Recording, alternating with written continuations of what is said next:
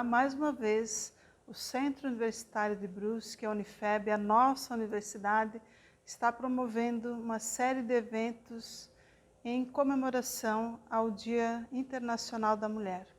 Essa data sempre é muito importante porque são datas que marcam a luta pela igualdade, a luta pela conquista feminina.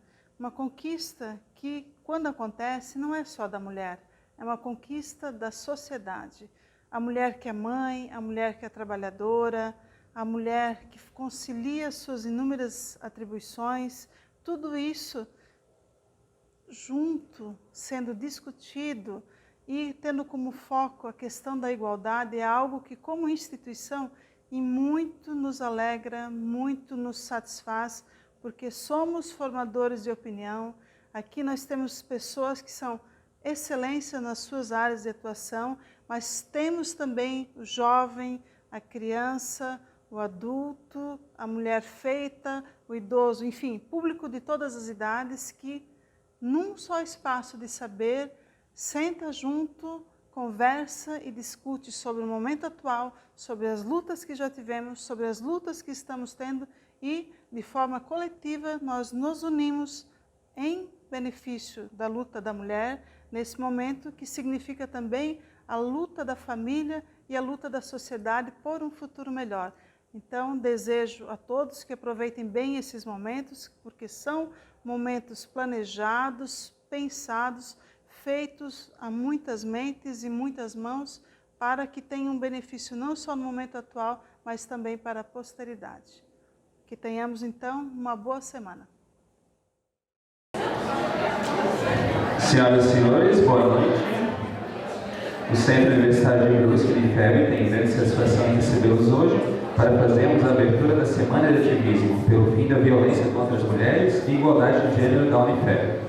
Registramos e agradecemos a presença da senhora professora Rosemarie Glatz, magnífica reitora da Unifeb e presidente da FEB, senhora professora Ana Lúcia Martins Matoso, coordenadora do curso de Direito da Unifeb e uma das debatedoras da noite, senhora professora Alexandra da Silva Fidelis, docente do curso de Arquitetura e Urbanismo da Unifeb e uma das debatedoras da noite, senhora doutora Fernanda Nalu Marcola, advogada e também uma das debatedoras da noite, senhora professora Mariana Vicentini, mediadora da mesa redonda dessa noite, senhora professora Ricardo Bortoli, que participará do debate e nos acompanha virtualmente, e senhora professora Nicole Essel, profissional de Educação Física e também uma das debatedoras dessa noite. Registramos e agradecemos a presença das autoridades que nos acompanham presencialmente, acadêmicos, professores, colaboradores e comunidade. Muito obrigado pela participação. Então, neste momento, convido a todos para assistirmos juntos ao vídeo produzido pelo curso de Publicidade e Propaganda da Unifeb em comemoração aos 49 anos da instituição.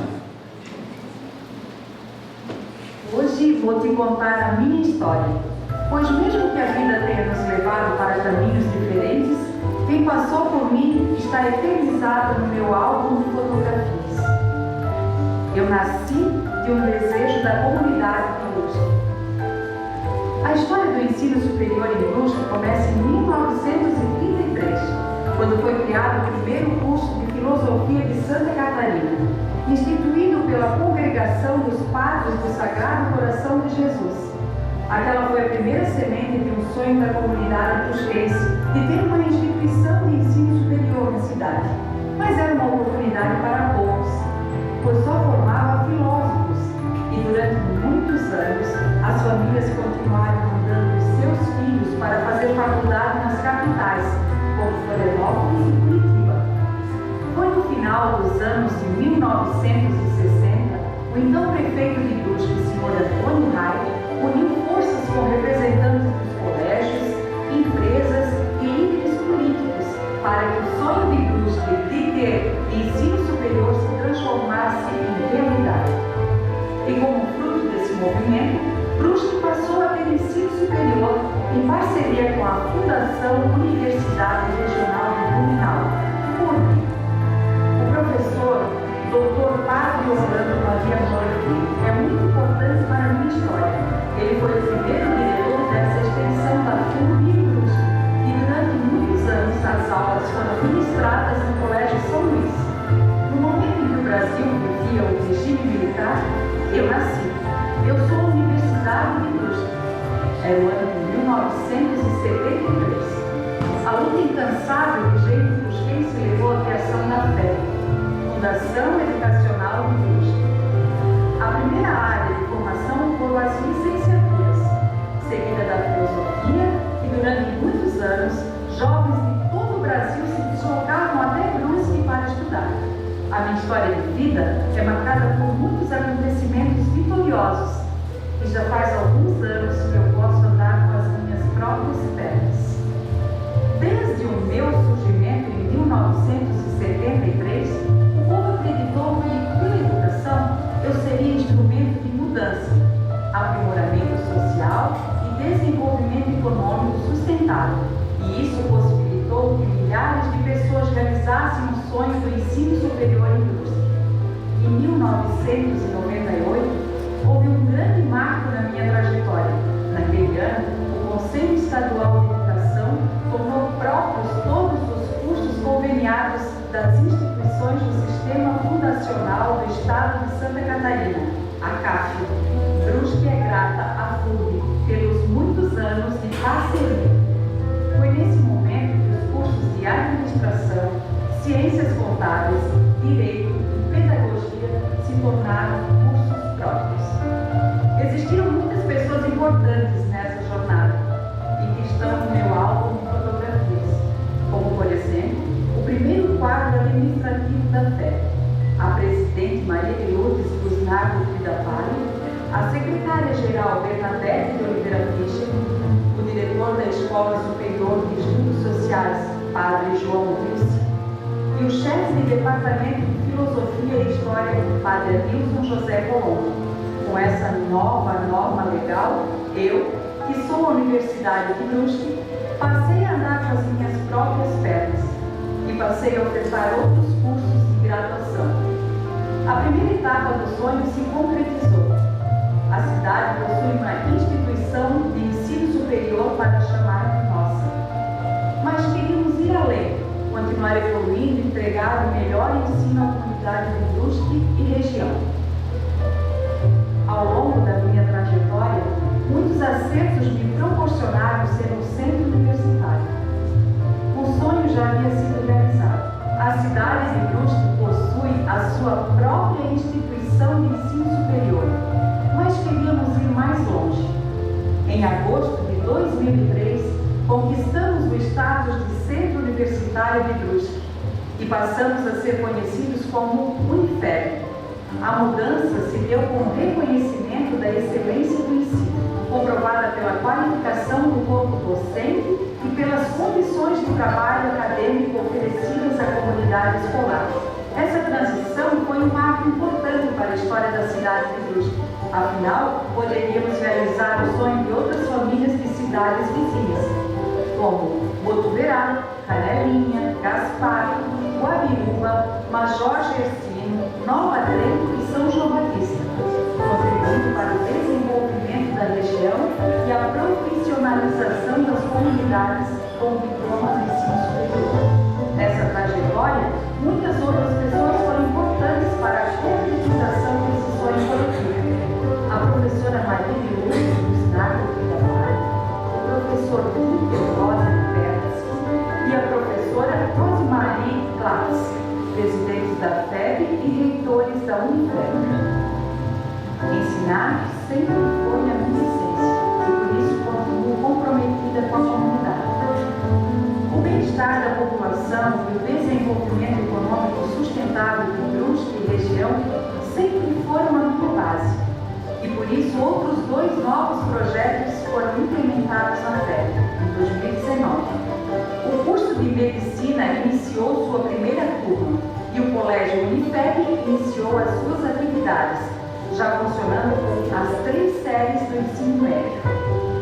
O foco no aluno, equilíbrio econômico e financeiro, investimento em inovação e tecnologia vocacionada para o desenvolvimento sustentável e educação com qualidade sempre foram elementos importantes desde 1973. A minha história é vitoriosa e se expressa no sucesso das minhas mantidas, o Colégio Unifeb e a Unifeb. Esse sucesso só tem sido possível graças ao empenho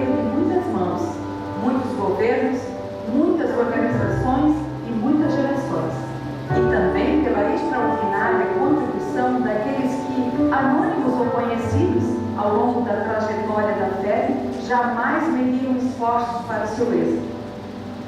Somos uma família muito grande, afinal, são mais de 11.000 alunos que já passaram pela nossa casa, tanto no ensino médio quanto na graduação e nos cursos de pós-graduação. Mas espere, não paramos por aí. Afinal, a nossa estrada continua e nossos retratos estarão nesse meu álbum de fotografias. Você sabe quem eu sou?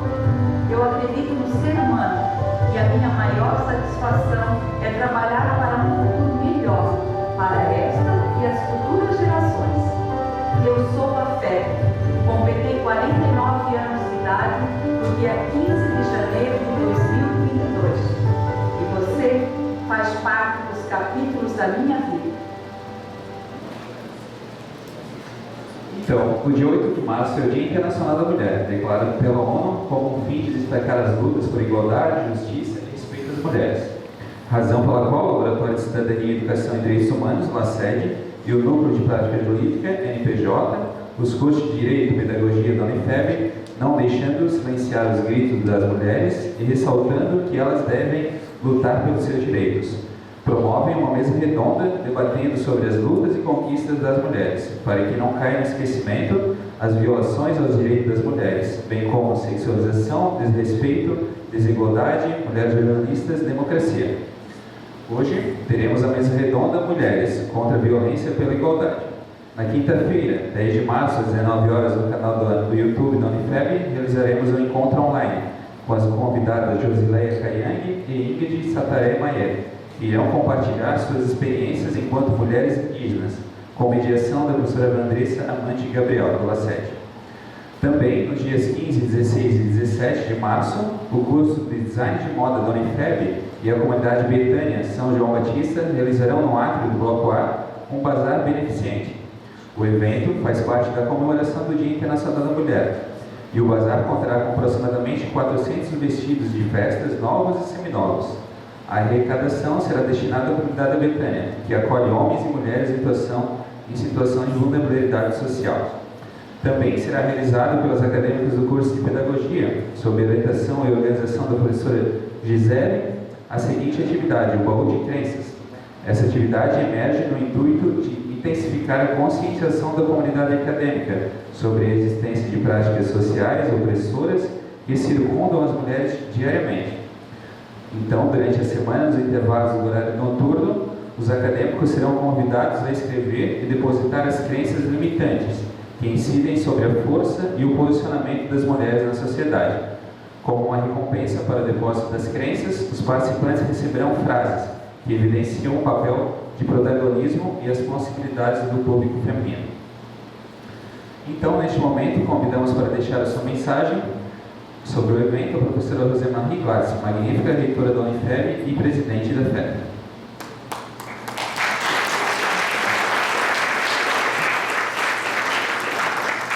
Boa noite a todos.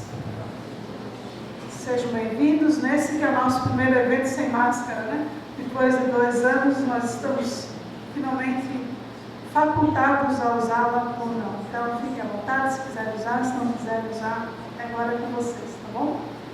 Esse é um momento especial, quero agradecer também as nossas convidadas egressas que temos aqui, professores que estarão contribuindo.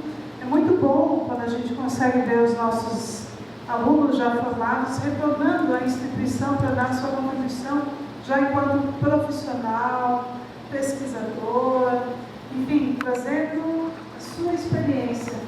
Muito obrigada, né? Também aos demais que participarão, parabenizar o professor Ricardo, que sempre está à frente desses trabalhos. Ele que é um guerreiro pelas causas da humanidade, as mais diversas delas. E, como dito aqui, nós sempre precisamos discutir. Essas questões, elas permeiam o nosso dia a dia, mais ou menos, né? Depende um pouco de onde nós estamos inseridos no trabalho, ou onde vivemos. Algumas empresas já lidam com essa situação com menos diferença, outras áreas da atuação a gente ainda percebe mais, mas, de forma geral, na região onde nós vivemos, essa questão não é tão forte, não é mais tão forte como já foi. No entanto, é preciso pensar no coletivo. E dentro de um mundo existem muitos mundos, né? Então, nos que tornam não são só as ruas, as casas que a gente vê. Existe muito além disso. Então, os problemas estão aqui também. E muitas vezes contribuir com a melhoria da qualidade de vida de hoje, ou de amanhã, ou depois, está ao nosso alcance. Pelas nossas atitudes, pelas nossas palavras, pelo nosso exemplo. E aí, é independente de se for homem ou mulher, independente de gênero, né? Então, isso está ao nosso alcance. Discuti-lo, portanto, é necessário. Não deixar cair no esquecimento é necessário. No momento em que estamos saindo de uma crise e a humanidade entra de cabeça em outra, quando a gente vê quilômetros de filas de mulheres com os seus filhos pequenos e a vida contida numa mala, que deixam para trás casa, patrimônio, família, tudo que conquistaram, deixam a profissão para cruzar a fronteira de um país e a partir de então serem simplesmente iguais, refugiados. Eu penso que cabe um pouquinho de reflexão de cada um de nós, porque esse problema não ficará só na Europa. Não estará resumido à Rússia e Ucrânia. Ele já está batendo no nosso pãozinho. Só o trigo já aumentou 70%. Então nós vamos ter consequências. Quem sabe amanhã depois nós estaremos com mulheres e crianças refugiadas aqui. E o que faremos? Então por que a professora está trazendo? Esse é um problema atual, porque nós não podemos correr dele. A gente discute os problemas antigos, mas não podemos deixar de olhá-lo agora, né? Esse momento que deve durar um tempo, eu não sei quanto, mas vale a reflexão, aquilo que a gente constrói e o que a gente leva, né? Penso que todos vocês já viram isso na televisão, cabe uma reflexão. Se nós hoje tivéssemos que deixar tudo para trás, colocar tudo o que temos em uma mala, que é o que conseguimos carregar. O que se leva disso tudo, entre outras coisas, é o conhecimento. Esse vai com a pessoa, ele não pesa. Então essas pessoas, o conhecimento, a formação delas, o estudo, vai com elas. E pode fazer toda a diferença quando forem reconstruir a sua vida em território estrangeiro, ou até mesmo quando voltarem para o seu território e forem reconstruir. Logo, invistam continuamente na formação de vocês. Estudem sempre, por mais difícil que isso possa parecer. Por mais difícil do ponto de vista econômico, financeiro, social, familiar, invistam. Isso faz, ao longo da nossa vida, enquanto pessoas, família e sociedade, faz total diferença. Muitas vezes, quando a gente é jovem, como vocês, a gente não consegue compreender essa dimensão. Façam mesmo assim. Faz toda a diferença na sociedade. O que cada um de nós faz. Então, e educação não é só o que a gente faz em sala de aula. Não é só conteúdo, discussão em sala de aula. É isso aqui também. Educação também é cultura, é conhecimento geral, conhecimento de sociedade, filosofia, sociologia. Isso tudo que nos afeta mais ou menos nas mais diversas áreas de atuação. Então, que possamos levar dessa noite um aprendizado para a vida, para mudarmos, talvez não a nossa vida, mas de outras vidas, de vidas que talvez nem nasceram ainda. mas a gente consegue. E vocês aqui, vocês que escolheram esta, que é a melhor instituição de ensino superior de Brusque e região, uma instituição que caminha para completar os seus 50 anos, ela espera de vocês nada menos do que o melhor.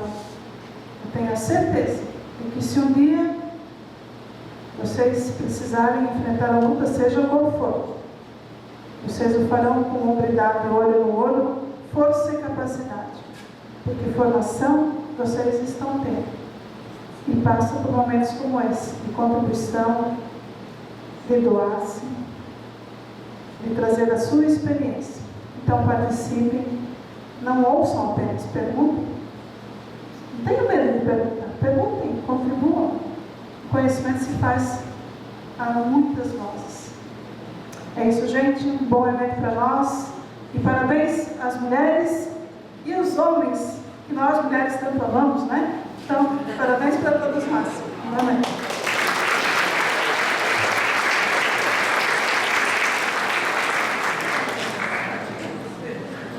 Obrigado, professora.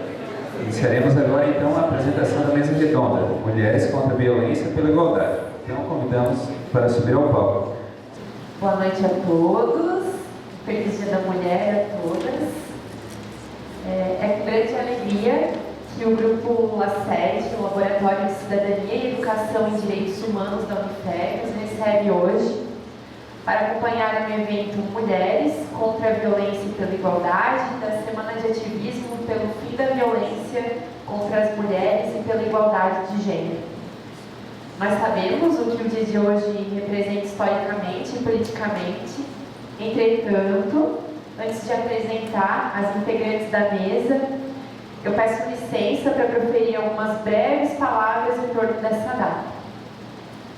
Como professora de literatura, eu não poderia deixar de mencionar as palavras de uma das mulheres mais inspiradoras da literatura feminista da atualidade, a pesquisadora, autora, escritora e defensora do movimento feminista nigeriana Chimamanda Adichie. Nas palavras da autora, em sua obra Sejamos Todos Feministas, ela discute que a questão de gênero é importante em qualquer canto do mundo. É importante que comecemos a planejar e a sonhar um mundo diferente. Um mundo mais justo, um mundo de homens mais felizes e mulheres mais felizes, mais autênticos consigo mesmos. E é assim que devemos começar. Precisamos criar nossas filhas de uma maneira diferente. E também precisamos criar nossos filhos de uma maneira diferente. Para a autora, o problema da questão de gênero é que ela prescreve como devemos ser, em vez de reconhecer quem nós realmente somos. Nós seremos bem mais felizes, mais livres para sermos quem realmente somos, se não tivéssemos sobre nós o peso das expectativas de gênero. Nesse sentido, a nossa expectativa é de que as falas das representantes de hoje possam servir de inspiração a todos nós, para que possamos perceber que ser feminista é ser a favor da humanidade, da liberdade, de sermos quem desejamos, de esperança de que homens e mulheres viverão em igualdade, respeitando suas diferenças e contribuindo de forma igual para a sociedade. Respeito, nesse momento, é a palavra-chave. Paulo Freire já dizia que o sonho do oprimido é virar o opressor. Porém, o feminismo defende um mundo igualitário e em um mundo igualitário, nenhum dos lados pode ser oprimido. Antes de passar à apresentação das debatedoras, eu gostaria apenas de reiterar que as manifestações expressas por integrantes do quadro funcional da Unifeb e por convidados que participam de eventos e transmissões online representam exclusivamente as opiniões de seus autores e não necessariamente a posição da instituição. Todos concordaram participar desse evento de forma espontânea e, portanto, autorizam o uso da sua imagem e da voz para todas as transmissões da Unifeb, que ficará disponível posteriormente nos canais oficiais da instituição. Eu passo agora a apresentação da primeira debatedora, a professora Fernanda Ana Lu Marcola. Eu vou fazer um breve resumo do currículo, depois a professora pode passar a apresentação e posteriormente eu apresento o currículo dos demais debatedores. Então, a professora Fernanda é presidente da Comissão de Direito Criminal da OAB, subseção de Brusque, é mestrando em Direito Público pelo Programa de Pós-Graduação em Direito da FURB, pós-graduanda em Propriedade Intelectual pela Faculdade Verbo Jurídico, especialista em Direitos Humanos e Direito Constitucional pela Universidade de Direito de Coimbra, em Portugal, especialista em Direito Penal e Direito Processual Penal pela Universidade Damásio de Jesus, é bacharel em Direito pela Unifeb, advogada e sócia no escritório Marcola e Patti Advogados Associados, membro dos grupos de pesquisa Constitucionalismo, Cooperação e Internacionalização, CONSINTER, CNPq da FURB, e Estado, Sociedade e Relações Jurídicas Contemporâneas, também fomentado pelo CNPq da FURB. Então, professora Fernanda, eu passo a palavra, por favor. Obrigada.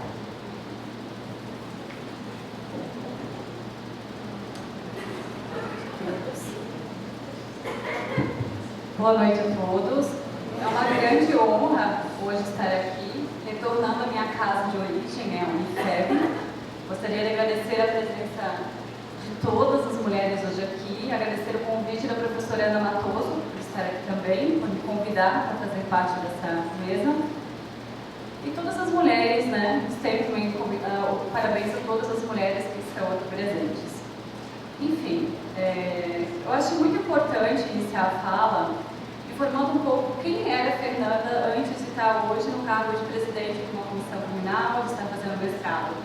Assim como muitos acadêmicos, eu iniciei a faculdade de Direito não sabendo o direito que eu queria. Por vezes eu queria ser delegada, outras vezes eu queria ser juíza, promotora, e por aí foi.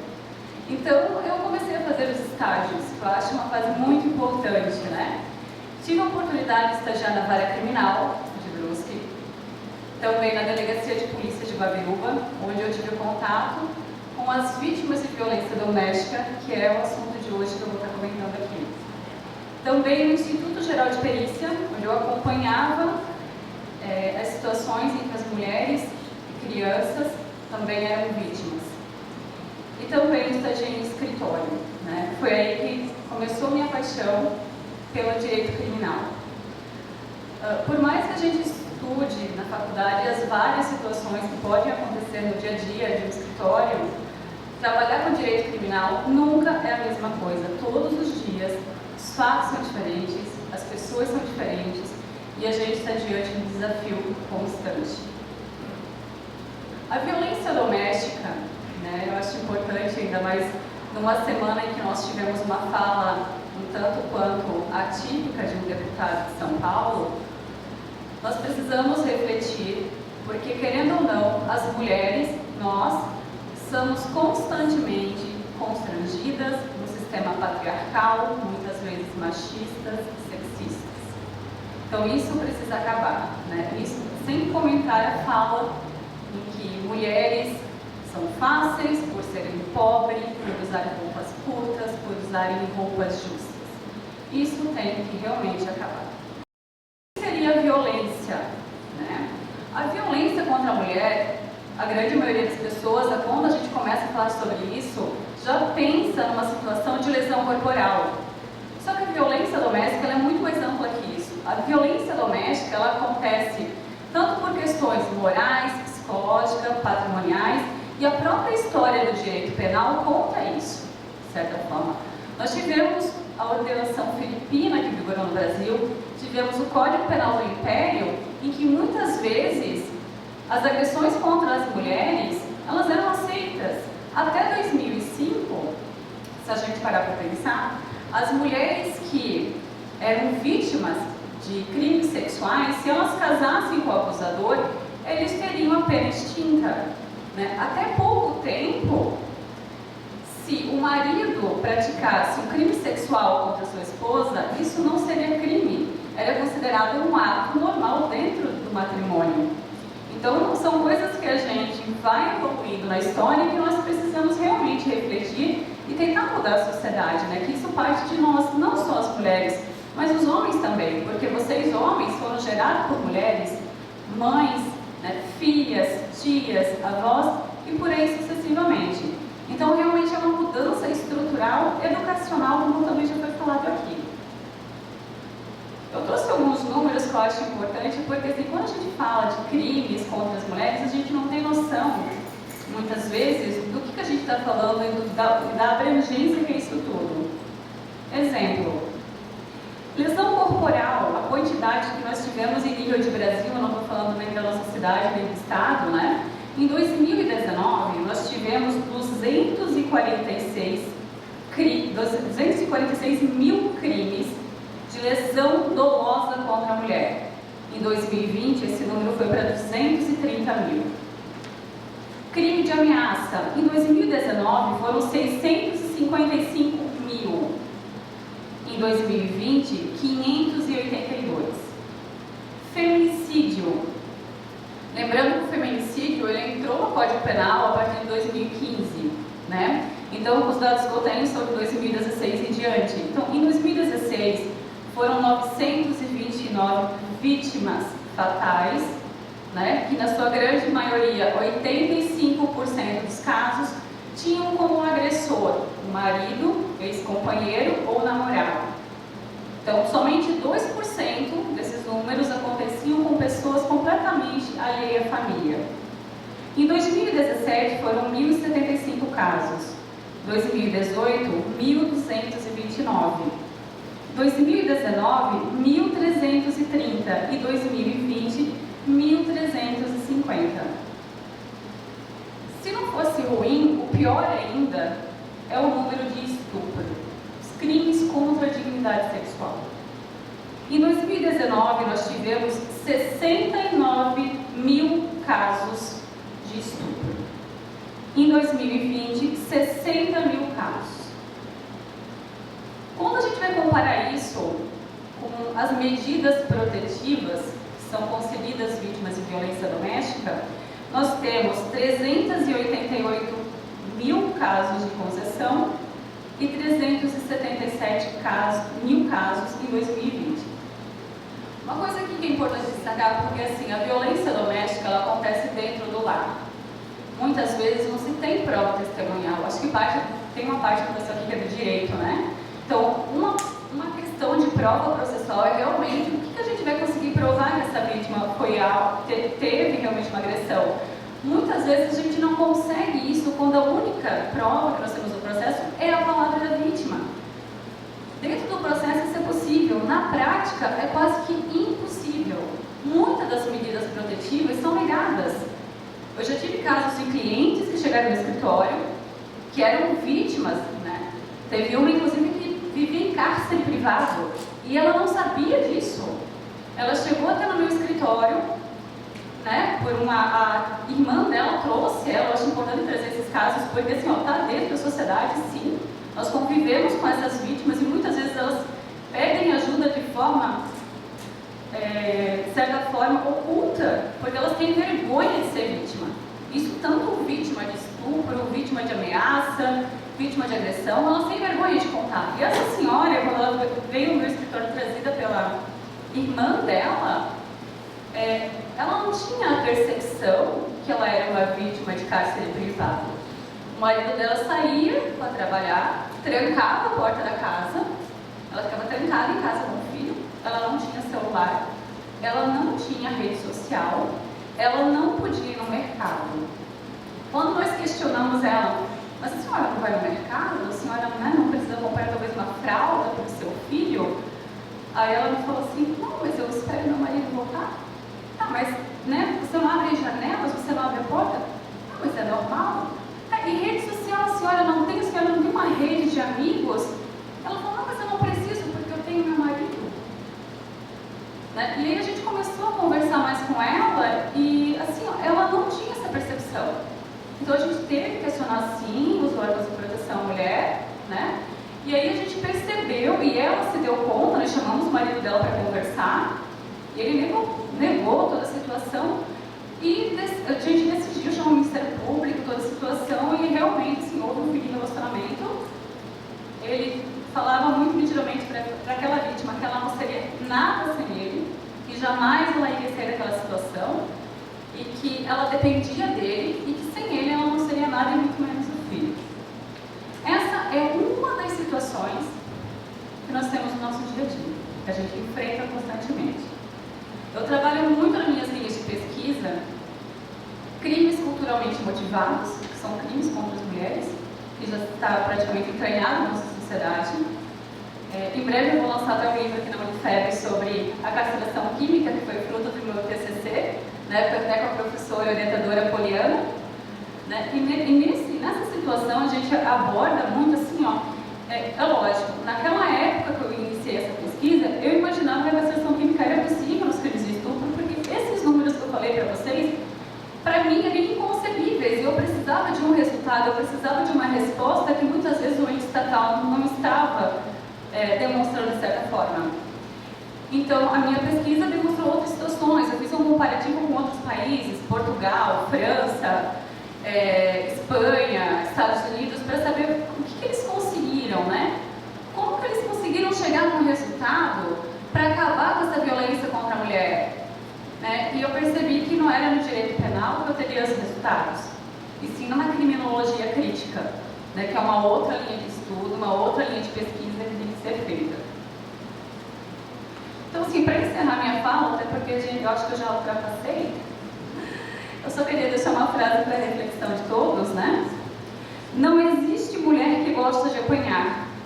O que existe é a mulher humilhada demais para denunciar, machucada demais para reagir, com medo demais para acusar e pobre demais para ir embora. Obrigada.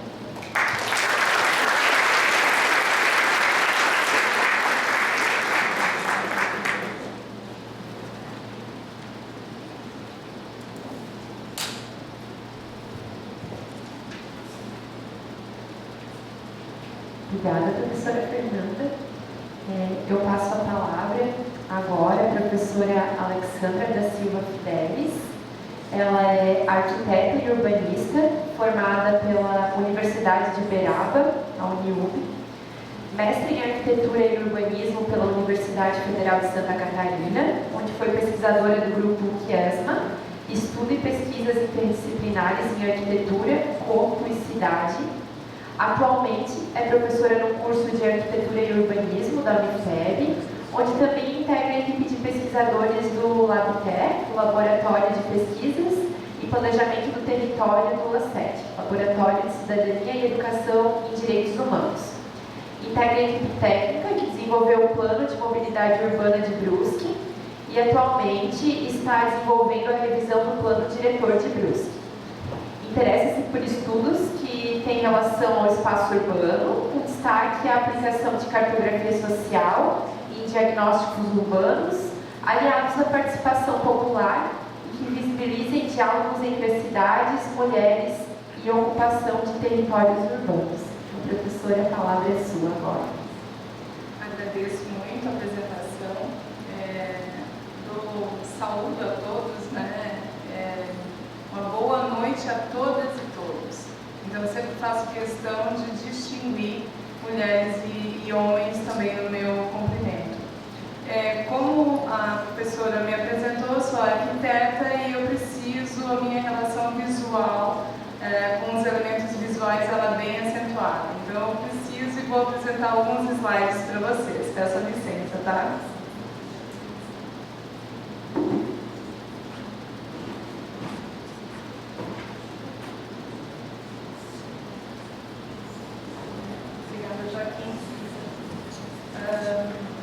Eu começo com esse chamamento, a Cidade das Mulheres. E gostaria de saber aqui se alguma das mulheres presentes, elas se sentem inseguras em espaço público, em algum momento do cotidiano, em alguma situação, se isso já aconteceu com vocês. Se alguém já se sentiu insegura, poderia levantar a mão? Eu penso que é um número bastante considerável. os homens, rapazes, se sentem inseguros no espaço público em algum momento? Alguém se sente? Poderia levantar a mão? Eu acho que essa resposta ela já diz muita coisa para a gente. E aí, instigada por esses questionamentos e pelo momento em que vivemos hoje, a nossa sociedade, a forma como ela está se transformando, eu venho investindo desde 2015, 2016 em pesquisas que levam em consideração esse comportamento e como a cidade se constitui nos aspectos relacionados ao acesso das mulheres à cidade. Qual é o lugar da mulher? Quantas vezes a gente tem ouvido, né, e nos deparado com esse questionamento nos últimos tempos? A professora apresentou palavras de uma feminista, Chimamanda, de uma autora recente, jovem, e que traz as questões do feminismo de forma bem atualizada, que fazem com que a gente entenda e se identifique nas colocações dela. Uma das coisas que ao longo desse período, dessas pesquisas, dessas vivências, e uma das questões que se apresenta talvez, e arrisco dizer, como uma solução às aflições que a gente passa no nosso cotidiano, seja no ambiente doméstico ou então no espaço público, né, nas cidades, é quando a gente dá voz.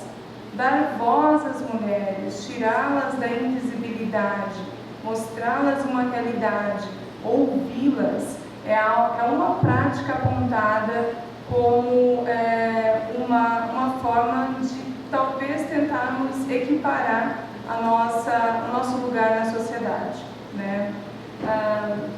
A representatividade, ela acontece muito a partir dessas questões e de dar voz às mulheres, ouvi-las. Nesse aspecto, no ano de 2019, no finalzinho do ano de 2019, e ao longo de todo o ano de 2020, junto com o Laboratório de Cidadania e Direitos Humanos, né, Educação e Direitos Humanos, a convite do professor Ricardo, e com muita satisfação, eu organizei algumas lives. E eu coloco ali vozes femininas porque eu entendia que conversar com as mulheres, fazê-las falar das experiências, tantas delas do dia a dia e do cotidiano, era uma forma de dar voz a essas mulheres. Então a gente tem sociólogas, doutoras, pessoas com deficiência, nós temos a Josileia Caingang, que vai estar aqui com a gente na próxima quinta-feira. Então, diversos debates, a gente falou do idoso, a gente falou com a professora Mariene de Fábio do Dia das Mulheres, e a gente falou então das questões das mulheres indígenas. Esses 3 debates, eles foram extremamente marcantes, porque eles deixaram claro como é a vivência dessas mulheres e os problemas que elas enfrentam. Nós, mulheres, a gente tem uma realidade. Eu penso que todas nós aqui temos uma realidade muito semelhante. Agora, uma mulher negra, uma mulher de classe social popular, uma mulher que mora nas periferias, uma mulher que não tem acesso ao transporte público, vejam só, ela tem algumas outras dificuldades de ser reconhecida, de ser ouvida numa cidade. Então, são detalhes que essas mulheres colocaram e que outros debatedores, ao longo do ano, trouxeram. Né? A gente tem aqui alguns homens, né? Mas eles são os coadjuvantes desses debates. O foco era ouvirmos também as experiências das mulheres, e essa foi uma estratégia que a gente adotou durante o ano de 2021 inteiro, né? 2019, 2021.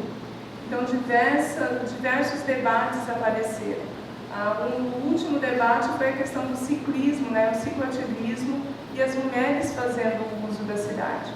Então, o que a gente identificou ao longo desses depoimentos? Que em todas as situações, têm dificuldades. a violência no espaço público, o espaço público ele não aceita a mulher.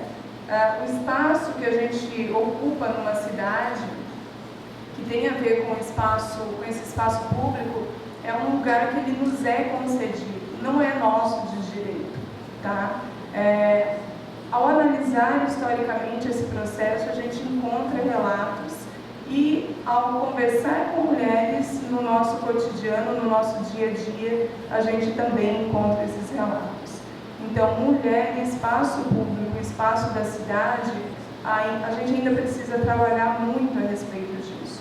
Então, nesse Dia Internacional da Mulher, eu não consigo falar para vocês a respeito dessa data sem citar todos esses atravessamentos, todos esses debates, essas experiências, eles me constituem enquanto mulher. E penso que a cada um de vocês da mesma forma, homens ou mulheres. Então, quando a gente fala hoje, né, das questões urbanas atuais, esse debate ele é uma das pautas que mais é debatida. Que espaço público é esse? Que espaço público das cidades é esse? E como as mulheres elas se relacionam? A gente costuma dizer que um espaço público acessível às mulheres, que aceita as mulheres, aceita qualquer outra categoria. Homens, crianças, idosos, pessoas com deficiência. Porque são nas mulheres que são canalizadas as maiores ações de violência. Existe uma dicotomia do espaço, que o espaço privado e o espaço público. Ao longo da história, o espaço privado ele foi reservado à gestão feminina. É reconhecido que esse lugar é o lugar das mulheres. Então, quando nós vamos para o espaço público, a gente está adentrando um espaço que não nos é reconhecido. E por isso a gente se sente indefesa. Por isso a gente se sente fragilizada nesse espaço. Porque ao longo da história, de uma forma até cultural, ele não foi desenhado, ele não foi planejado, ele não foi idealizado para o acesso das mulheres. E o nosso lugar, teoricamente, né, historicamente, culturalmente, seria o espaço, então, privado. Dessa forma, a gente encontra, então, diversas manifestações de violência e, consequentemente, que nos trazem insegurança nesse espaço público. Um dado, uma pesquisa bastante relevante quando a gente fala desse aspecto, embora ela seja de 2016, a pandemia trouxe números bastante significativos com relação à violência doméstica. Esses dados, quando a gente estuda o espaço urbano das cidades, ele ainda nos choca. Então, a ActionAid conversou então com mais de 100 mil mulheres no Brasil. E 86% delas, então, 86% das brasileiras ouvidas dizem que já ter sofrido algum tipo de assédio em espaço público. E quem levantou a mão aqui, hoje, as mulheres que levantaram a mão aqui, eu penso que vocês em algum momento se enquadram, infelizmente, em alguns desses aspectos. Então, dessas 86, 65 já foram assediadas com assobios, 52 receberam comentários de cunho sexual, 29 foram submetidas à exibição da genitália masculina, 20% foram tocadas em espaço público sem o consentimento delas, 55 mudaram o caminho cotidiano por medo de enfrentar novamente o assédio, 52% não passam por ruas e parques não movimentados e sem iluminação, 44% passaram a pedir para pessoas acompanharem elas nos trajetos, 17% sofreram assédio em transporte público, 18% deixaram de frequentar ambientes públicos de lazer por causa da violência e 16% sofreram assédio no espaço público antes dos 10 anos de idade. E as outras 55% então sofreram assédio no espaço público antes dos 18 anos ou menos. São números que contam a sociedade que a gente tem, eles representam isso. Embora a gente tenha talvez uma realidade regional um pouco distinta, mas quando a gente vai buscar números da segurança pública, a gente vê que o estado de Santa Catarina está em terceiro lugar em questões de violência contra a mulher. É um número bastante significativo. E esses números, então, relacionados à violência pública, eles me levaram, então, para o debate no mestrado, que eu concluí em 2020, e ele trouxe essas questões, atravessadas, então, por um aspecto histórico, por um aspecto cultural, e que foram atravessados também pelo direito à cidade. Então, o que é o direito à cidade? Esse usufruto desse espaço de uma forma equitativa, coisa que a gente, critério, conceito que a gente constata que ele não existe.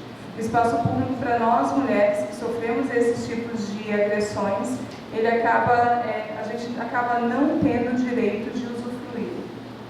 Lefebvre, também num livro que é o Direito da Cidade, ele cita que a cidade é fruto de demandas sociais, fruto de como a sociedade se desenvolve, e isso se reflete na configuração do espaço público e privado.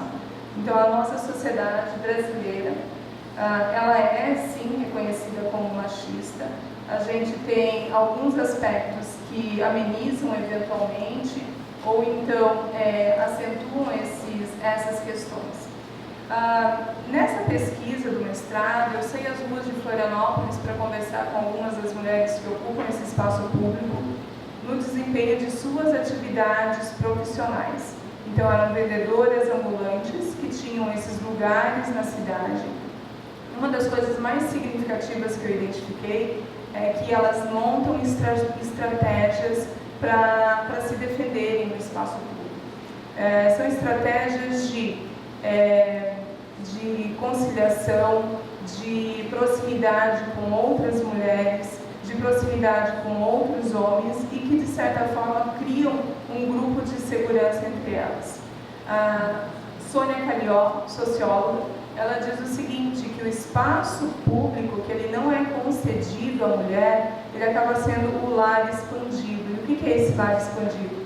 É quando essa mulher que circula pela cidade, quando essa mulher que trabalha na cidade, que usa o espaço público para tais funções, ela traz atividades do cotidiano dela, né, das atividades domésticas, do espaço privado para a cidade.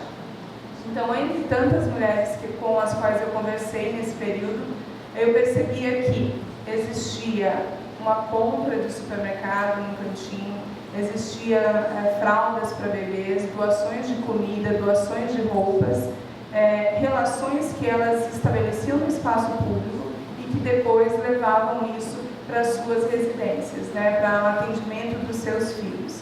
Então, o espaço público, além de toda a violência, ele também é considerado uma extensão da própria habitação dessas mulheres, do espaço doméstico.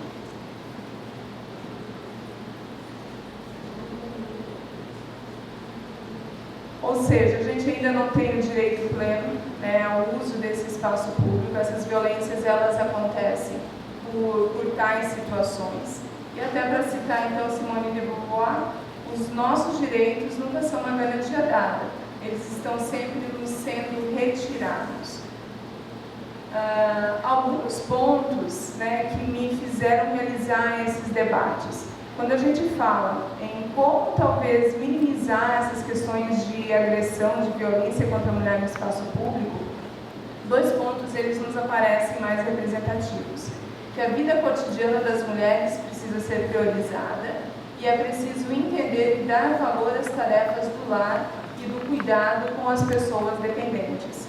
Então, entender que as atividades, as ações que as mulheres desempenham no espaço doméstico, no espaço privado, elas são importantes e elas podem, então, ser aplicadas também no planejamento das cidades. E aí, um segundo item, que foi o que eu tentei fazer uso quando eu definimos, né, quando definimos essas lives para dar voz às mulheres, foi na tentativa de trazer a representatividade. Então, quando a gente fala de representatividade, é importante que nós tenhamos mulheres em cargos administrativos, em cargos legislativos, em cargos de gerência. Nós temos, inclusive, alguns exemplos em Brusque, e isso é muito legal. No entanto, em diversas situações do país, a gente não encontra tais situações. E a intenção de criar essas lives foi justamente essa, de contribuir para que a gente tenha mais representatividade e que essas situações de desigualdade, elas, de certa forma, comecem a ser minimizadas. E quem sabe até o momento em que a gente alcance a equidade. É isso, então. Obrigada, tá, pessoal?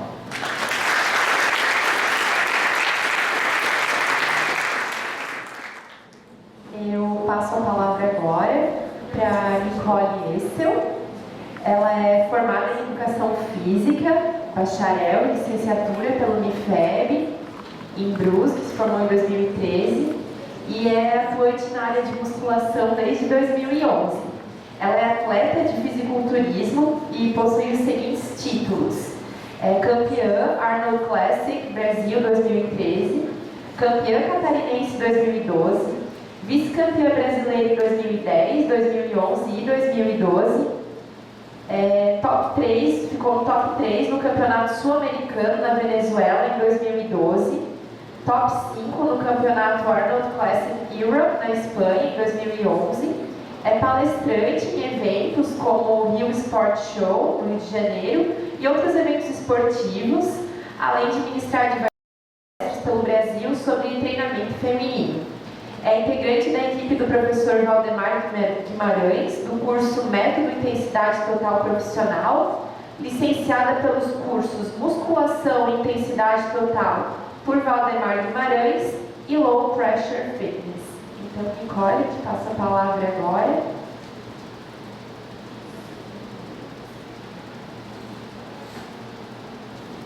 Oi pessoal, boa noite, tudo bem?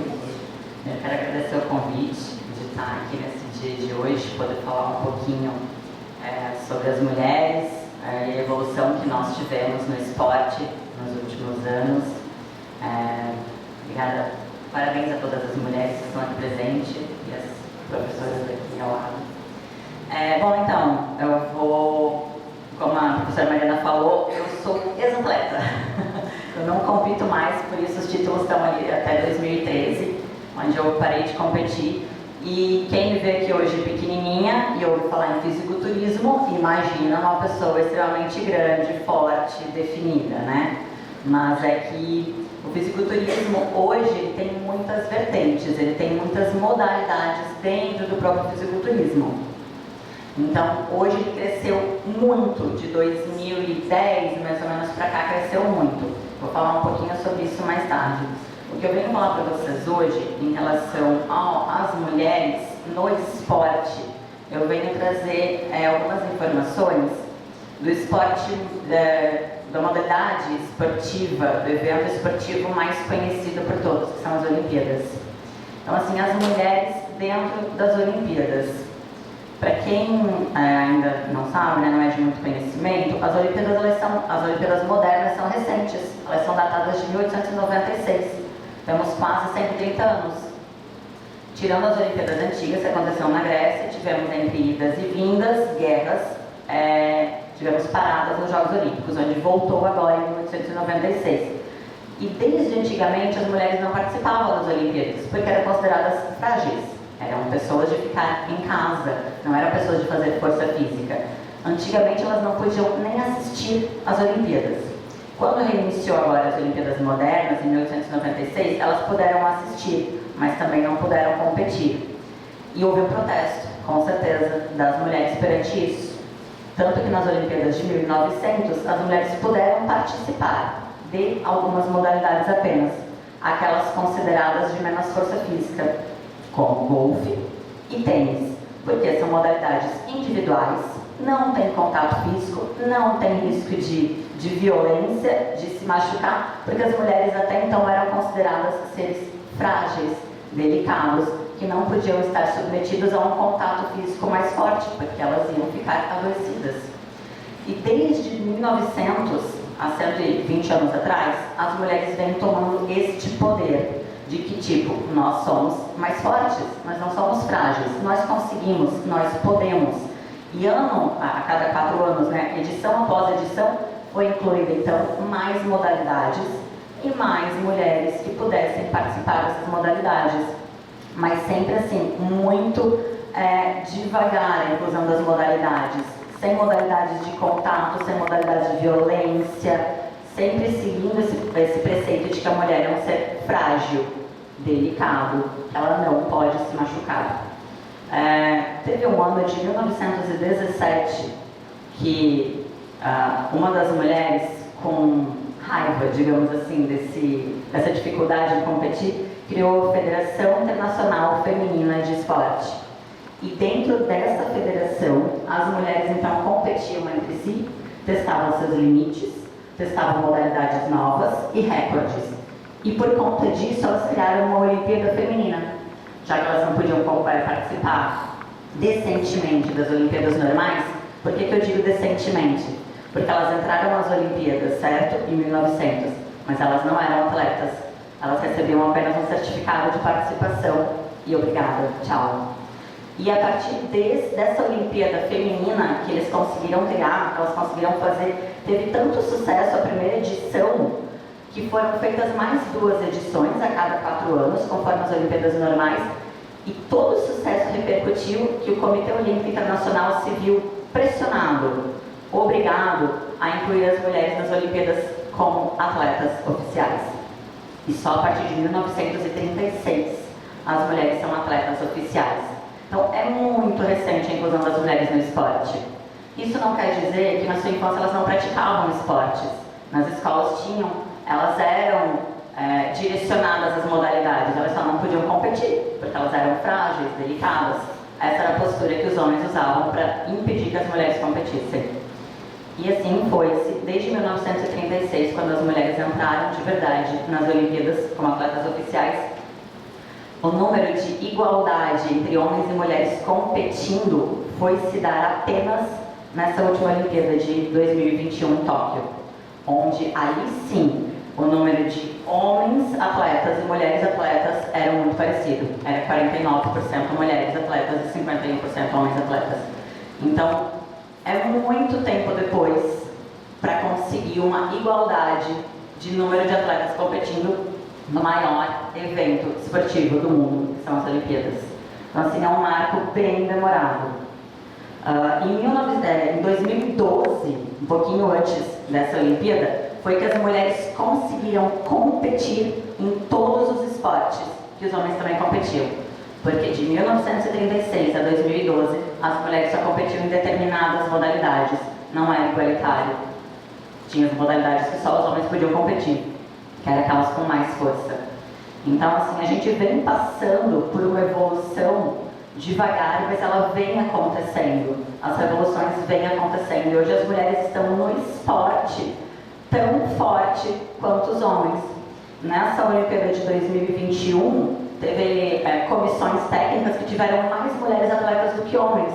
Isso é um marco muito legal. Quer dizer que a gente está cada vez mais inserido no esporte e na área competitiva. Então, vem trazendo, na verdade, esse dado para a gente, que essa evolução vem acontecendo, vem se desprendendo. Mas sim, ainda tem dificuldade em algumas modalidades. E agora eu vou falar da musculação, que, como a professora falou, é a minha experiência prática, né? Eu comecei a competir em 2010, há quase 12 anos atrás. E mesmo quando eu estava na sala de musculação, desde 2005, eu não ouvia falar em campeonato de fisiculturismo. Eu fazia academia e eu nunca tinha ouvido falar em mulheres competindo em fisiculturismo. Para mim, fisiculturismo era homem. Era Arnold Schwarzenegger nos filmes que passava, era aquele físico extremamente voluptuoso, atlético e masculinizado, forte. Pensava, nossa, mulher no fisiculturismo, imagina, é um corpo extremamente, um corpo de homem. Então, assim, tinha uma dificuldade de enxergar essa modalidade esportiva. E aí eu fui entender que não, que como, por exemplo, no atletismo nós temos várias modalidades, nós temos 100 metros, 400, maratona, revezamento. No fisiculturismo, os anos também trouxeram a inserção das mulheres nessa modalidade e várias submodalidades, então várias categorias de conseguir competir. as mulheres entraram na musculação, a prática de musculação mais forte na década de 80, a partir de 1980. Até então as mulheres faziam uma ginástica muito leve, muito com alongamento, ou com alguns aparelhos que faziam o próprio movimento por elas. Então era muito sutil, porque tinha essa questão de um corpo forte é um corpo masculino, a mulher tem que ser delicada. E a partir de 1980, tivemos a primeira musa fitness, que é Jane Fonda. Quando a gente fala em aulas de ginástica, o que vem na nossa cabeça? Pelo menos nós, aqui. É aquela meia calça colorida, um maiô por cima, uma faixinha na cabeça, polainas e aquelas aulas de dança de ginástica super comuns em filmes antigos. E Jane Fonda foi quem realmente conseguiu botar para frente essas aulas de ginástica e fazer com que isso passasse na televisão. Então, a partir de 1980, teve um boom gigantesco da ginástica dentro das academias, as salas de ginástica, as aulas, porque isso estava passando na televisão. Então, ficou uma coisa mais comum, ficou uma coisa que eu quero fazer. E trouxe um quesito estético. Saiu daquele quesito de fragilidade, vem para uma área tipo, eu vou fazer atividade física porque eu quero, porque tem mais gente fazendo e eu posso fazer e tenho espaço dentro das academias para isso.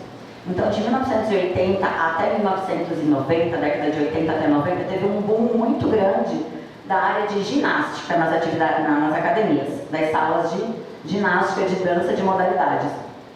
Em 1990 em diante, as mulheres começaram a entrar na sala de musculação.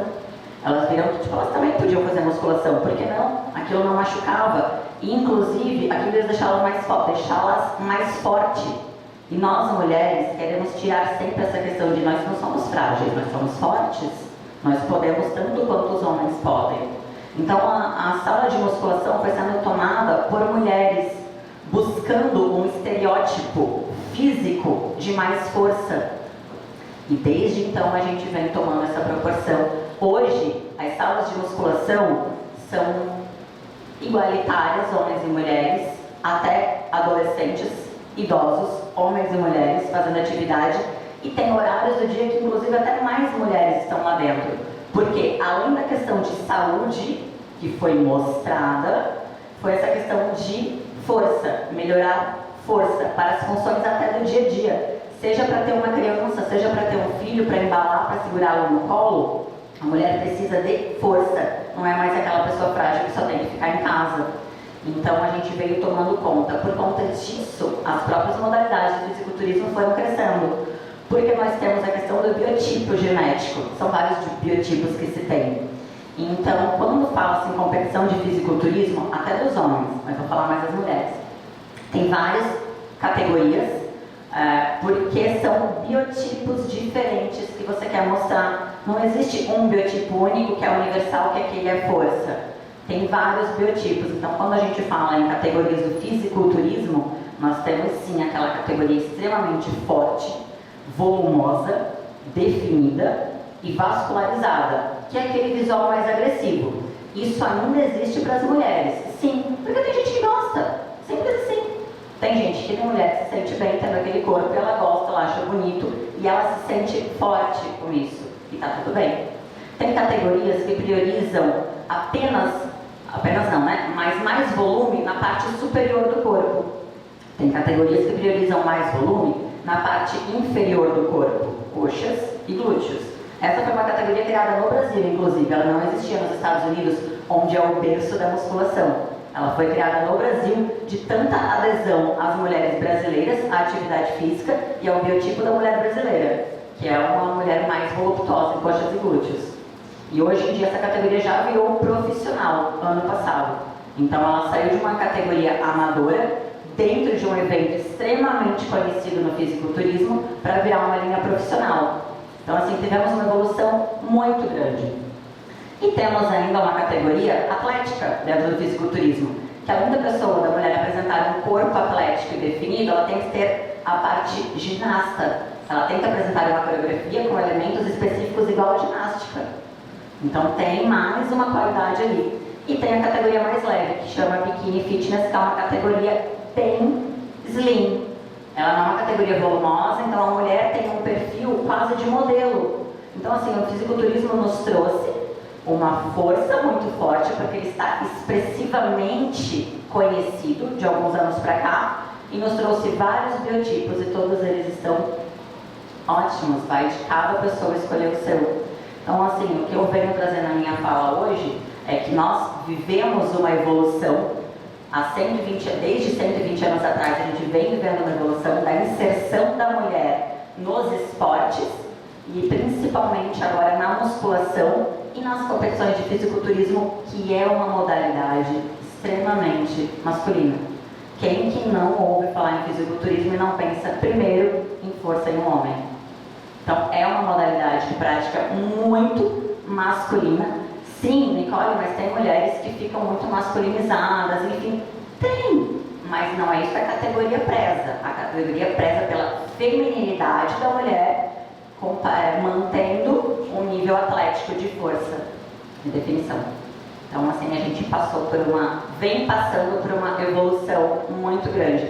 E outra consideração que eu venho fazer em relação às Olimpíadas é que o último presidente do Comitê Olímpico renunciou e quem empoderou foi uma mulher à presidência. E ela declarou que metade da comissão olímpica do Comitê Internacional seria por mulheres. Mudaria, né, as pessoas que estavam, e seria contemplada por metade mulheres, exatamente por ter esse olhar de que a mulher pode ter mais esportes e que as mulheres conseguem ver as nossas fragilidades e as nossas forças mais do que o olhar masculino, que vem um olhar cultural de muito tempo atrás, de muitas culturas masculinizando e oprimindo a força feminina. É isso. Muito obrigada.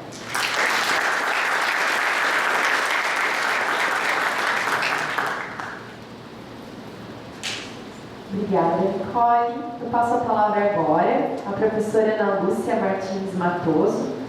Ela possui graduação em Direito pela Universidade Regional de Blumenau, mestrado em Relações Internacionais para o Mercosul, na Unisul. É coordenadora do curso de Direito da Unifeb. Atuou como professora titular da Universidade do Vale do Itajaí. É advogada autônoma, de 97 até hoje. E é membro do IASC, o Instituto dos Advogados de Santa Catarina, professora titular da Universidade do Sul de Santa Catarina, na disciplina de estágio 3 e 4, na prática jurídica, atuou como coordenadora de TCC do Centro Universitário de Brusque até 2016, é professora titular da Unifeb, de Direito Tributário 1, Direito Processual Civil 4, Direito Internacional, é professora do estágio obrigatório nível 3 e 4 de prática jurídica da Unifeb, cadastrada como professora de Direito Internacional junto ao Instituto Catarinense de Pós-Graduação, ICPG, em Blumenau.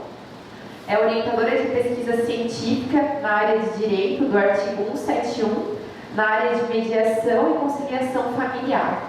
Atua na coordenação do convênio SEJU Santa Catarina, do Tribunal de Justiça Catarinense, da Unifeb, para a realização de mediações familiares.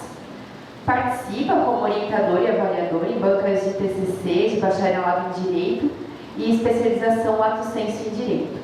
Tem experiência profissional em consultoria jurídica na área de Direito, com ênfase em Direito Civil e Processual, atuando principalmente nos seguintes temas: família, sucessões, responsabilidade civil e defesa do consumidor. Participou como membro do comitê de pesquisa, representando o curso de Direito junto à Unifeb, avaliando projetos submetidos à Bolsa de Iniciação à Pesquisa do artigo 170 da Constituição Estadual e é cadastrada no grupo de pesquisa de Direitos Difusos e Coletivos junto ao CNPq. Professora, eu lhe passo a palavra.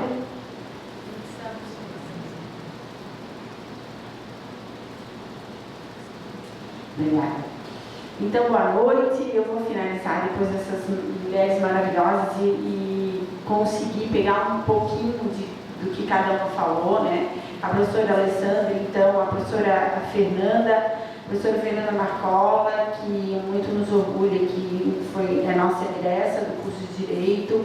Hoje, ela desenvolve várias pesquisas, ela aproveitou o intercâmbio que que a Unifeb tem com as universidades europeias, e lá ela publicou, agora está para sair também uma publicação na Itália.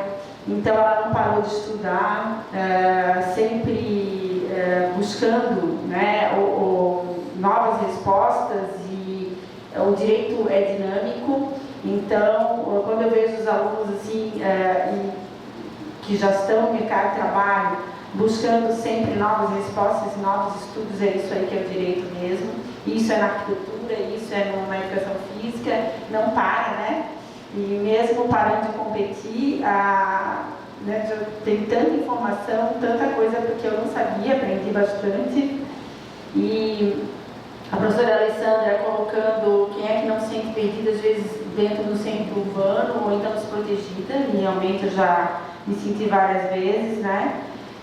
Deixar de passar por um ponto, deixar de fazer determinada atividade porque não estava acompanhada, isso já aconteceu várias vezes. Então são situações que hoje de manhã também me deparando com, a gente fez um debate ali a pedido do colégio universitário, fiquei bem contente porque o colégio terceirão pediu para falar sobre direito e mulher, e aí tiveram depoimentos da delegada aqui da comarca, teve depoimento da Fernanda, que participou também hoje de manhã, e aí eu vou contar algo que ela falou de manhã que ela não falou agora à noite, a defensora pública e uma egressa nossa também, que é presidente da Comissão da Mulher Advogada.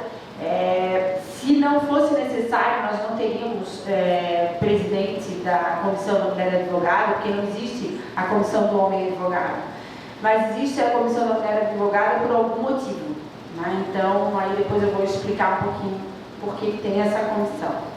Então, a mulher, o Dia Internacional da Mulher, ele não vem por nada, né? Ele é no mundo todo. E as mulheres, em 1827, até lá, elas não podiam entrar nas escolas, elas não tinham direito à educação. Eu sei que é lá no século XIX, mas imagina, né? Até 1827, a mulher não tinha direito a estudar. Em 1879, elas conseguiram iniciar ou ter o direito, muitas ainda não tinham coragem, mas ter o direito de frequentar um curso superior. Então, até agora, só frequentados por homens. No século XX, nós já temos a iniciativa de mulheres brasileiras que se mobilizaram para poder votar, em 1932. Então, até lá, todos os governantes, as pessoas que conduziam a vida e as leis delas, e toda a administração pública, elas não escolhiam, elas não tinham direito de analisar e de votar. Então, a bióloga Berta Lutz, que foi a grande articuladora, e as mulheres conseguiram o direito ao voto. Em 1934, foi eleita a primeira deputada no Brasil. Então, a gente hoje vê que todos os partidos, né, ainda tem uma relutância, né, os partidos pedem ainda para as mulheres entrarem na política ou tentar fazer um trabalho em prol da comunidade, e as mulheres estão cada vez mais se inserindo da maneira que elas acham mais correta. Em 1961, começou a comercialização da pílula, né, anticoncepcional. Imagina, até lá a mulher engravidava e ela não teria direito a uma liberdade sexual, né? Então, ela engravidando, ela era responsabilizada, ela tinha vários encargos, ela era taxada se ela não tinha um marido ou um companheiro. Em 1962, a criação do Estatuto da Mulher Casada. Até lá, a mulher era considerada, vamos dizer, uma propriedade do companheiro ou do marido. Então, o Estatuto da Mulher Casada trouxe alguma voz, porque se o homem dizia não, era o não e ela não podia discutir. O Estatuto da Mulher Casada trouxe alguma autonomia, mesmo assim, não é como é hoje, que é o poder familiar, lá era o pátrio poder, e o Estatuto da Mulher Casada tirou ela de uma figura de coisa ou de patrimônio pertencente a um homem. Então parece uma coisa agressiva, mas em 1962, então não é tão longe assim. Dá até uma vergonha, né, de falar isso aí, mas é verdade. Depois, em 1977, a mulher teve o direito pela primeira vez e dizer o seguinte: olha, o casamento ou a minha união estável, naquela época nem tinha, era o casamento e ponto final, né? Não está dando certo, eu quero que ele continue a vida dele, eu continue a minha. Ela teve o direito de divorciar. As que tinham essa coragem de assumir o divórcio eram bem discriminadas. Ai, cara, uma mulher divorciada, ela deve ter algum problema, né? E era o contrário, né? Ela tinha uma solução. Então ela queria ser feliz e queria deixar a outra pessoa ser feliz também. Em 1979, até colaborando aqui com a nossa colega do esporte, o direito tinha alguns esportes que a mulher não podia praticar, né? E ela era proibido mesmo, esportes determinados incompatíveis com a condição da natureza feminina. E daí, nesse ano de 1979, ela teve direito de jogar futebol. Eu adoro ver a mulher jogando futebol, para mim elas são muito craques, assim.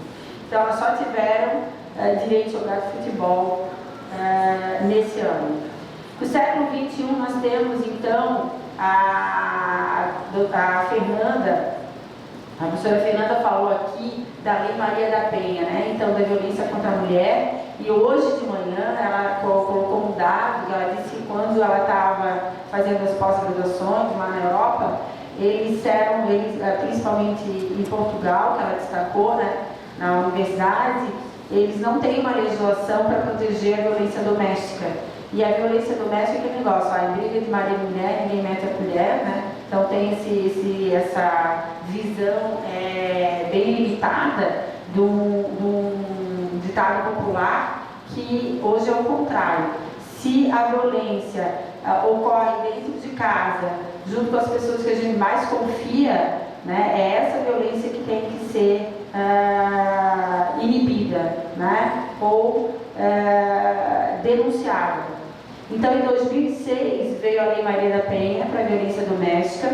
Então, a Fernanda disse que se surpreendeu, porque ela achou que os países da Europa já tinham uma lei que tratava de problemas domésticos, violência doméstica, e não tinham, tanto que ela vai escrever esse artigo agora para dizer como é que é a aplicação dessa lei e como é que ela protege, principalmente as mulheres, que são as maiores vítimas. A gente não está se vitimizando, ao contrário, mas são índices, né? Então, a delegada hoje de manhã colocou que esses índices são levantados pela inteligência da polícia civil e que são muito altos, tanto de feminicídio como violência, não que a mulher também não cometa violência contra o homem, mas o maior índice, as maiores vítimas são as mulheres.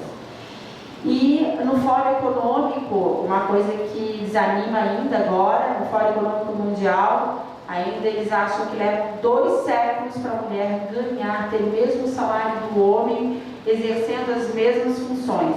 Então, isso também é constrangedor, né? Porque a capacidade intelectual é igual, a física tem as suas diferenças, né? Não limitações, mas diferenças, mas a intelectual é igual. Então, por que o salário é diferente? Porque a gente tem TPM, porque a gente tem filho, né? A gente tem lugar. Então, não justifica, né? Porque as mulheres em altos cargos têm que ganhar o mesmo salário que os homens que ocupam os altos cargos, né? Ou determinado cargo dentro de uma empresa ou como autônomo. Em 2018, como a Alessandra falou, a importunação sexual, ainda nos centros urbanos, o assédio sexual, ele teve a lei 13.718/2018, que daí o Brasil começou a punir esses assédios. Porque antes era uma vergonha, a gente nem falava para ninguém, né? Nem vou passar por ali, pela rua, porque, meu Deus, né? Ali é complicado. A gente nem falava, a gente achava que a culpa era nossa de passar por aquela rua. Ou a culpa era nossa de estar ali, não devia ter posto essa calça, não devia ter posto essa saia. E não tem nada a ver com a calça, não tem nada a ver com a saia. É um comportamento anormal. Que daí a lei, né, contra a importunação sexual ou assédio sexual vigorou porque tem um motivo, né? Não é um comportamento normal. E não é a mulher a culpada. Hoje de manhã, no depoimento da delegada, ela colocou o seguinte, que ainda, quando ela fez o concurso, papel do delegado ainda é muito masculino, né? E elas têm treinamento, elas têm que ter condicionamento físico, né? E ela tem 2 filhas e nem por isso ela deixou de ter condicionamento físico, nem por isso ela deixou de ser muito bem classificada no concurso. E as mulheres cada vez mais estão, ela disse que agora conseguiu estagiários, né? E todos os estagiários que eles selecionaram agora são mulheres, né? Então ela disse que está mudando bastante o exercício, né, do cargo de delegado exercido por mulheres, né? Independente da capacidade física, né? Porque a capacidade intelectual é igual e a física é adaptável. Então não muda nada, né, a eficácia do trabalho e a proteção da sociedade, que esse é o objetivo da Polícia Civil. A defensora pública, ela contou o seguinte, que às vezes, quando ela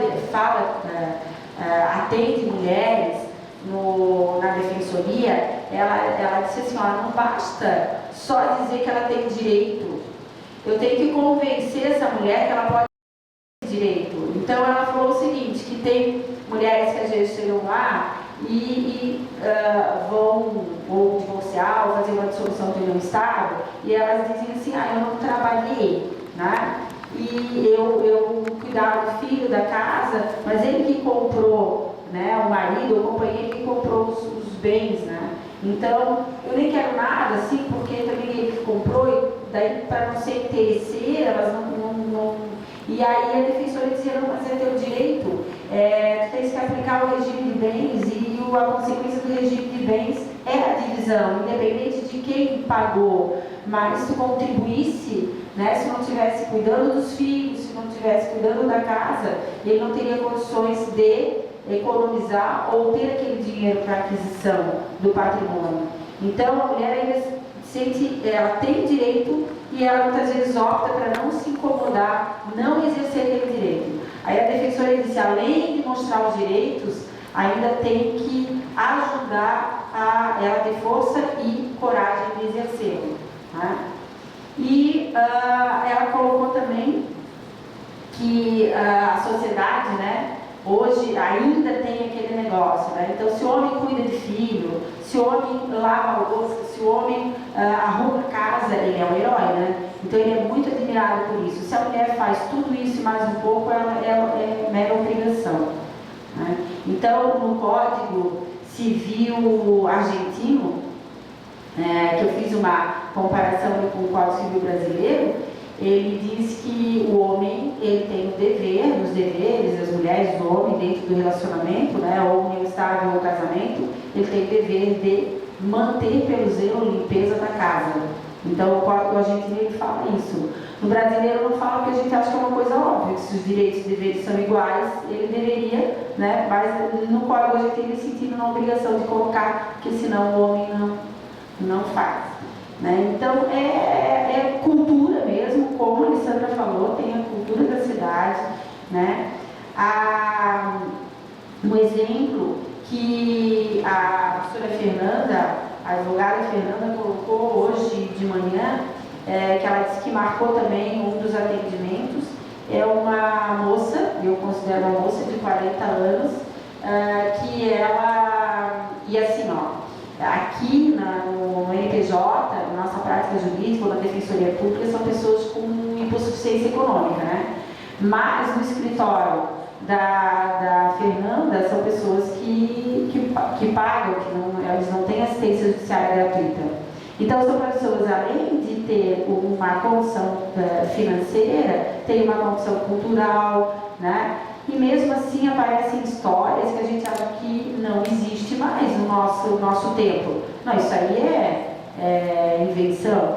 Então, a Fernanda contando que essa moça tinha irmãs, né, e o pai, né, de alguma forma, ele convencia, ou ele colocava, ou ele impunha que antes de casar e ter relação sexual com os escolhidos, esposo, companheiro, tinha que ter relação sexual com ele. E uma das irmãs engravidou do pai. Então, assim, são situações que tu acha assim, não, só novela, né? Não existe mais isso hoje, no dia a dia. Então, elas só trabalhando com isso, e às vezes elas não falam de vergonha, elas só vão falar se elas sentem muita confiança. Na delegacia também, muitas vezes elas não falam com o delegado, nem com nenhum policial, porque elas se sentem intimidadas, só se for uma policial mulher. Né? Então, são situações ainda que a gente tem que tratar com coragem e enfrentar e dizer que isso aí vai ter que mudar, né? Fazer mudar. Então, a advogada, a presidente da Comissão da Mulher Advogada, ela disse também que quando ela se formou, ela foi trabalhar em outros escritórios, né, com vários advogados, e ela viu que ela chegou no limite. Tudo que ela podia crescer ali naquele escritório, ela já tinha crescido. E ela queria, então, um escritório só dela, para poder aumentar o potencial, aumentar tudo, né? Estrutura, condição econômica. E aí, quando ela foi montar o escritório, a primeira pergunta, vai abrir sozinho, quem é o teu sócio? Não, deixa de ser um sócio homem, né? Para poder botar a moral nesse escritório. Ela disse, não, por que eu tenho que ter um sócio homem? Eu vou abrir o escritório sozinha? E ela teve muito sucesso, obrigada. E hoje ela tem 2 filhos. O escritório tem uma cartela de clientes bem assídua e ela está muito bem, obrigada, né, em termos de estrutura econômica e estabilidade econômica. Então, são coisas sutis, como ela disse, o processo eu ganhei, inclusive com uma tese inovadora, e aí a outra parte também, né, com esse sorriso bonito, claro que tu ia ganhar. Então, assim, ela não é um sorriso, né? O homem também pode ter um sorriso bonito, mas é pela competência, pelo estudo, pela tese, pela dedicação. E mesmo assim, ela teve 2 filhinhas, né? Tem 2 filhas pequenas. E a irmã dela, que era formada em jornalismo, vendo ali o desenvolvimento do escritório dela, resolveu fazer direito. Hoje a nossa aluna transformou também, elas são gêmeas, bem idênticas, né? Bem parecidas. E aí uma foi para o jornalismo, outra para o direito, agora estão se encontrando de novo no direito e vão trabalhar juntas. E a Daiana, a Daniela e a Daiana, e a Daiana também é um talento, assim, em termos de, da nossa área, né? Que gosta, né? Da área jurídica. Então, isso que eu queria contribuir, dizer que o cargo também de coordenar o curso, né? Eu lembro no começo, teve uma época que era a maioria de coordenadores homens e uma vez veio um avaliador externo e ele disse assim, então a professora é do curso de moda? Né? Daí eu disse assim, não, do curso de direito. Ele disse assim, não, mas assim, vestido assim parece do curso de moda? Né? Então tem essa sutilidade, né? Pergunta primeiro, né? Qual é o curso daquela pessoa, qual é o curso que coordena, né? Então são essas situações que a gente vai mudando, né, no dia a dia, e as mulheres, elas não precisam, né? Olha a tranquilidade que todas falaram aqui, tenho certeza que elas vão continuar desenvolvendo o trabalho delas cada vez melhor e sem precisar competir com ninguém. Eu sempre falo que as mulheres têm que se unir, né? Então, os homens, eles são bem unidos e as mulheres também têm que se unir, porque as mulheres unidas sempre são mais fortes, né? Até para esses detalhes que incomodam ainda numa cultura patriarcal, numa cultura machista, que nós estamos na América Latina, mas que as mulheres mudam tudo. E elas mudam pela união, pela articulação, pela competência, pelo estudo, dedicação, persistência, resiliência. E é isso aí que a mulher continua sendo delicada, forte e cada vez mais empoderada dentro do seu potencial. Então, hoje eu fui na sala, cheguei atrasada, eu fui na sala de levar rosa para as alunas e eu disse para elas, acreditem, confiem em vocês, né, e a pessoa que vocês mais têm que contar é com vocês mesmos, não no sentido de egoísmo, mas acreditar em vocês mesmos, né, e vencer os obstáculos e atingir os objetivos seus, né, e para depois conseguir ajudar a sociedade e evoluir profissionalmente. Então, essa condição de cuidar do nosso jardim, que as borboletas vêm, é isso aí mesmo. Então, queria dizer para as mulheres, né, que continuem cada vez mais decididas, persistentes. Muitas vezes a gente olha, é tão frágil, tão meio assim, aquele jeitinho de menina, mas já conquistou tanta coisa que sempre surpreende. E que a gente venha surpreendendo sempre. É isso aí. Obrigada.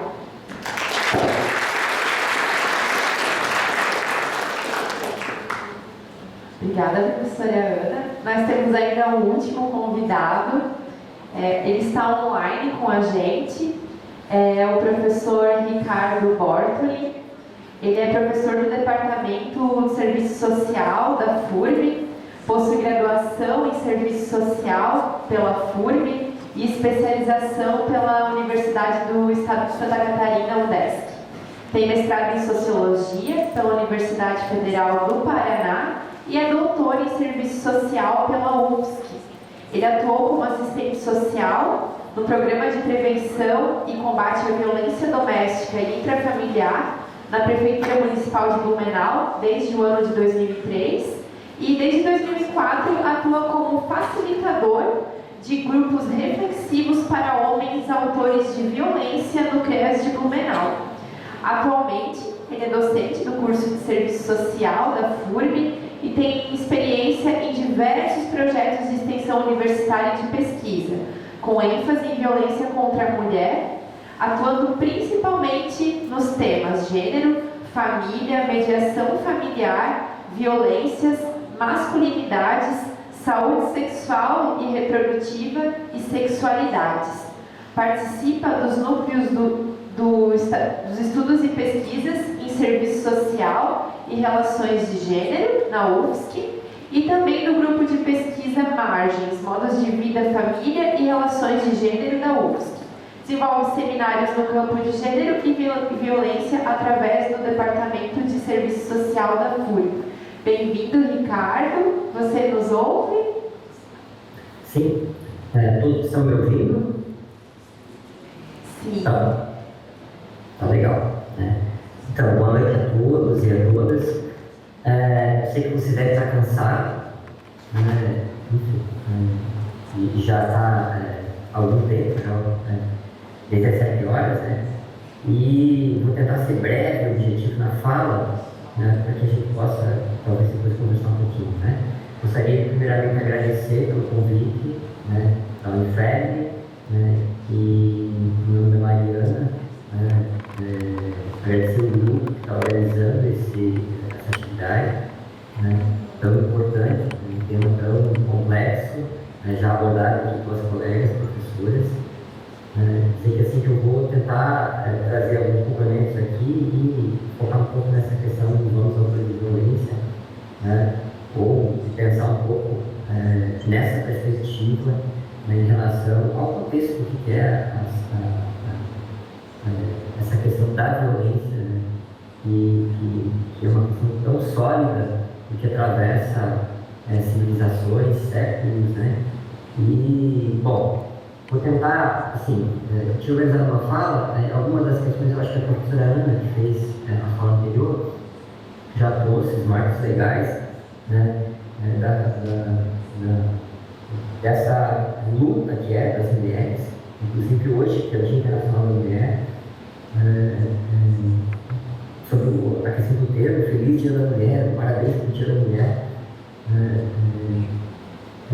Eu compreendo que é um dia de luta, é um dia que simboliza as lutas, né, contra as mais variadas formas de machismo, né, que são presentes e estruturadas, consolidadas nessa sociedade, em todos os contextos, desde a família, né, até nas instituições. Então, falar de violência para mim é falar sobre um conceito amplo, né, que envolve essa violência simbólica, uma violência subjetiva, uma violência estrutural, cultural, institucional, né, e como falei, assim, atravessa gerações. E, embora a gente tenha um avanço, né, no campo da legislação, a própria Lei Maria da Penha, as alterações que houveram na lei, a gente tem muito ainda o que andar para que que de fato a gente consiga construir uma sociedade onde as mulheres sejam respeitadas como pessoas, como gente, como seres humanos, né? Nesse sentido, queria dizer para vocês que, assim, compreendo também que é lógico que os marcos legais, se pensar exclusivamente sobre a questão da violência e da igualdade, pensar com o Estatuto, a Declaração Universal de Direitos Humanos, de 1948, estabeleceu já um marco legal que fala sobre a questão da igualdade. E aí, assim, acho que depois a professora comentou sobre o Estatuto da Mulher Casada, que foi, digamos, um avanço, porque trouxe